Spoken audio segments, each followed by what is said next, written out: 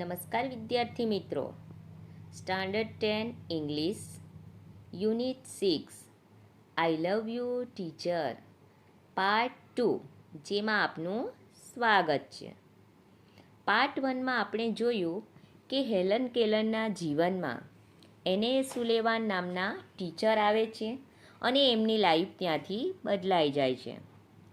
એને સુલેવાન એમને જુદા જુદા ઓબ્જેક્ટ્સ એટલે કે પદાર્થો ટચ કરાવી એને સ્પર્શ કરાવીને એમને દુન્વઈ એટલે કે વર્લ્ડના જુદા જુદા શબ્દો સાથે એમને પરિચિત કરાવે છે અને જેના કારણે હેલન કેલરને એમની આસપાસની દુનિયા પણ જાણે જીવંત લાગવા લાગે છે. વિદ્યાર્થી મિત્રો, હવે આપણે પાઠને આગળ જોઈશું. Miss Sullivan used to take me to long walks every morning. Miss Sullivan used to take me એટલે કે લઈ જતા long walk દૂર સુધી ચાલવા માટે every morning રોજ સવારે મિસ સુલિવાન મને દૂર સુધી ફરવા માટે એટલે કે ચાલવા માટે લઈ જતા. I had a lot of questions to ask. કે મારી પાસે હતા lot of question અસંખ્ય પ્રશ્નો to ask પૂછવા માટે. મારી પાસે એમને પૂછવા માટે ઘણા બધા પ્રશ્નો હતા. I would write something on her palm and in turn she would talk into my palms as people talks into a baby's ear. I would write something. હું કંઈક લખતી on her palm એટલે હથેળી, તેમની હથેળીમાં, and in turn અને તેના બદલામાં she would talk તેઓ વાતો કરતા into my palm મારી હથેળીમાં વાતો કરતા એટલે કે લખીને. as people talk into a baby's ear જે રીતે લોકો નાના બાળકના કાનમાં કંઈક કહે એ રીતે તેઓ મારી સાથે હથેળીમાં લખીને વાતો કરતા. My teacher satisfied my curiosity કે મારા શિક્ષિકા satisfied to satisfy એટલે સંતોષવું અને curiosity એટલે જિજ્ઞાસા. મારા શિક્ષિકા મારી બધી જ જિજ્ઞાસાઓને સંતોષતા. Now everything around me was full of life, love and joy.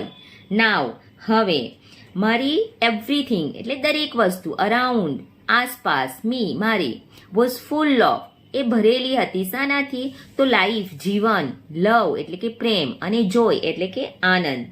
હવે મારી આસપાસની દરેક વસ્તુ મને જીવન, પ્રેમ અને આનંદથી ભરેલી લાગતી હતી.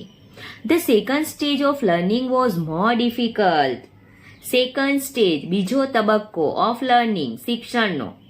અમારો જે શિક્ષણનો બીજો તબક્કો હતો એ મોર ડિફિકલ્ટ વધારે અઘરો હતો. It was also based on the sense of touch. It was also based on ના પર આધારિત હોવું. જે બીજો તબક્કો હતો એ શાના પર આધારિત હતો? The sense of touch સ્પર્શેન્દ્રિય સ્પર્શ કરવું અને શીખવું. Miss Sullivan would speak a word. Miss સુલેવાન શું કરતા તો એક શબ્દ કહેતા.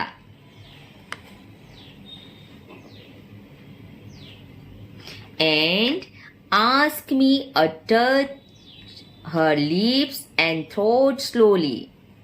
અને ask me અને મને કહેતા to touch her lips તેમના હોઠને સ્પર્શ કરવાનું and throat એટલે ગળું, slowly એટલે ધીમેથી.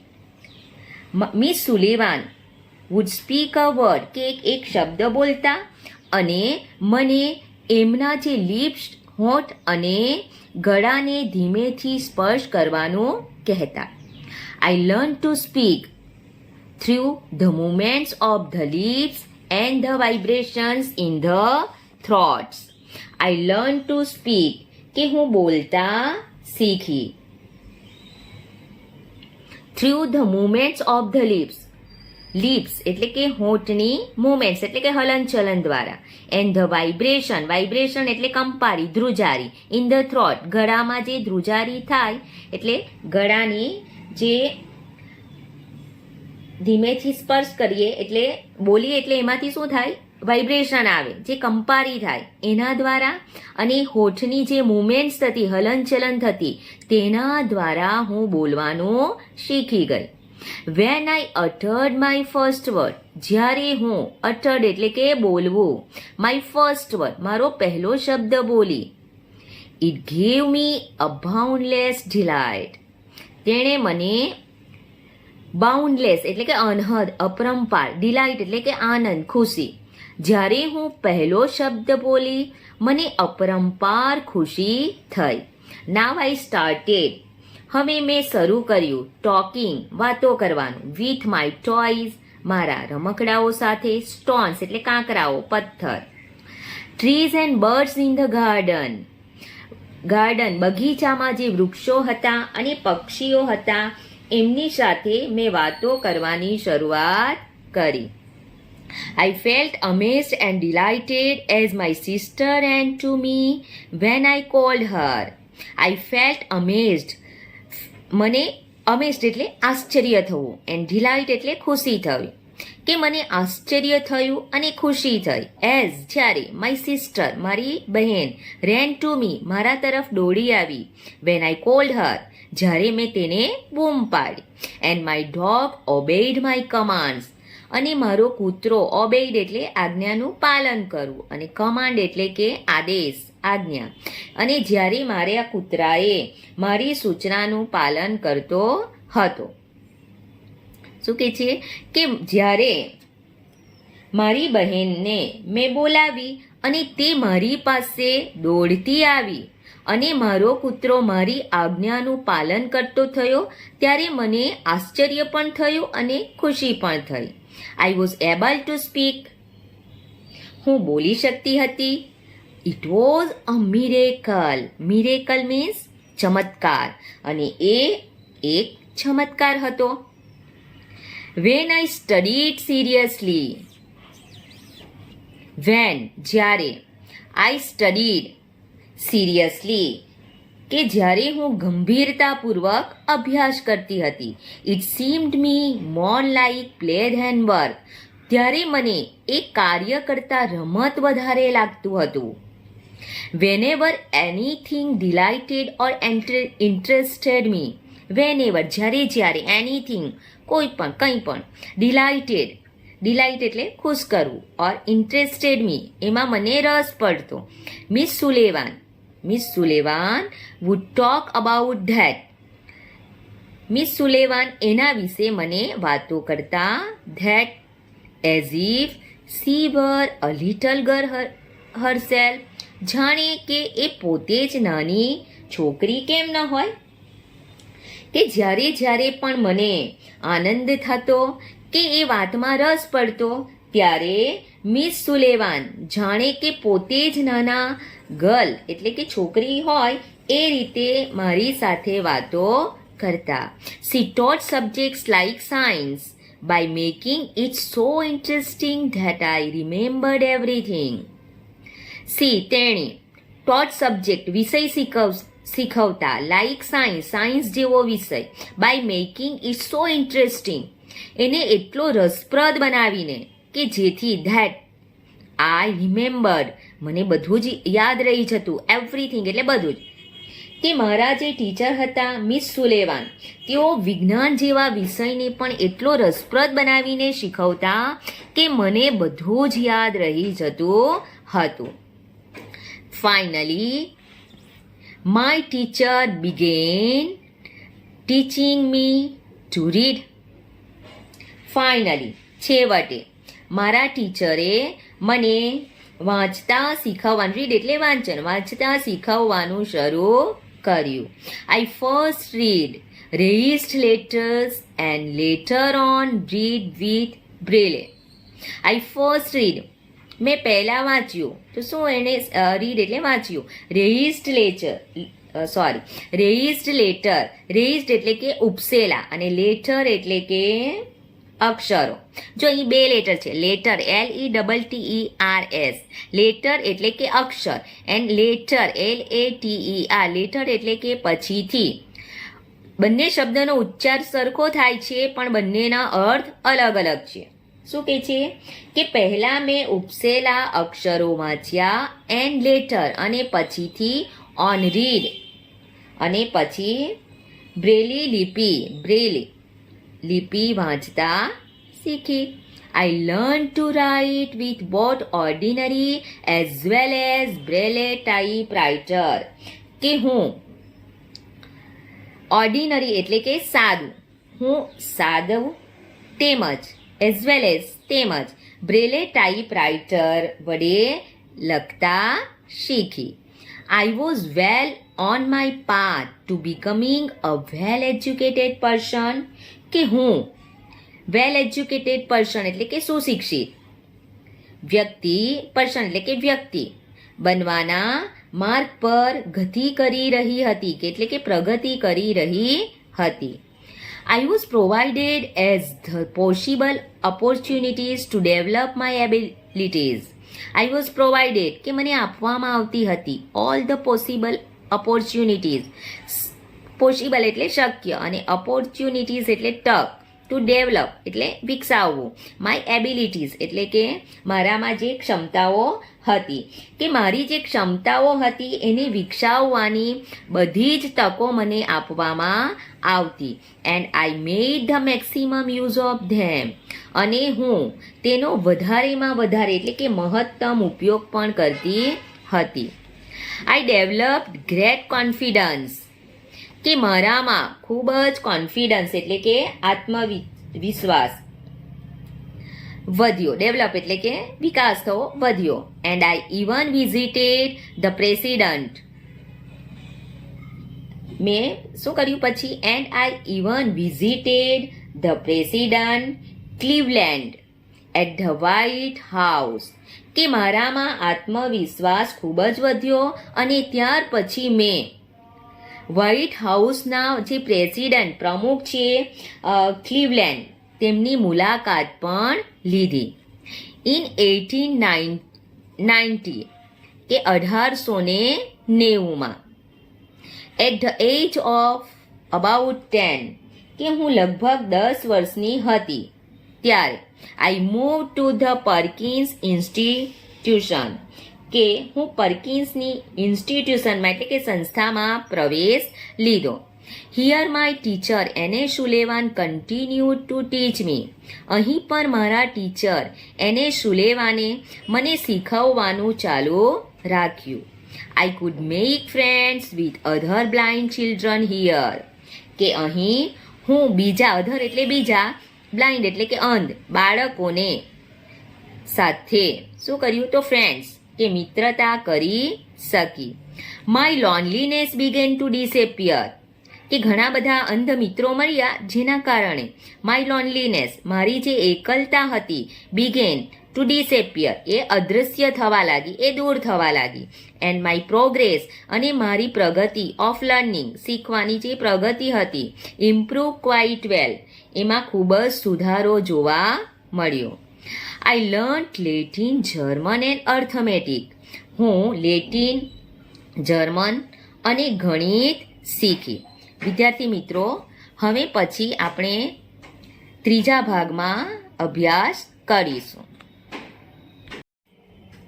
In 1896, I moved on to the Cambridge School for Young Ladies in Massachusetts. 1896માં મેસેચ્યુસેટ્સની કેમ્બ્રિજ સ્કૂલ ફોર યંગ લેડીઝમાં મેં પ્રવેશ લીધો. This was really a great achievement, અને તે મારા માટે ખરેખર મોટી સિદ્ધિ હતી. ફોર અ લેડી, એક સ્ત્રી માટે, લાઇક મી, મારા જેવી સ્ત્રી માટે.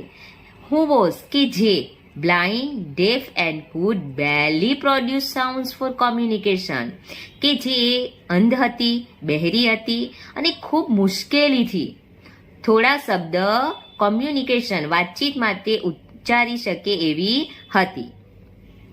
આઈ began writing poem and stories, મેં કવિતાઓ એટલે કે કાવ્ય અને સ્ટોરીઓ વાર્તા લખવાનું શરૂ કર્યું હતું. શોર્ટલી બિફોર માય એક્ઝામિનેશન, મારી પરીક્ષા પહેલાં જ એટલે પરીક્ષાના થોડા દિવસો પહેલાં, આઈ લોસ્ટ માય ફાધર, મેં મારા પિતાને ગુમાવ્યા એટલે કે મારા પિતાજીનું મૃત્યુ થયું. ઓલ્ધો જોકે, ઇમોશનલી ડિસ્ટર્બ, ઇમોશનલી એટલે માનસિક રીતે, જોકે માનસિક રીતે અસ્વસ્થ હોવા છતાં, ડિસ્ટર્બ એટલે અસ્વસ્થ હોવું.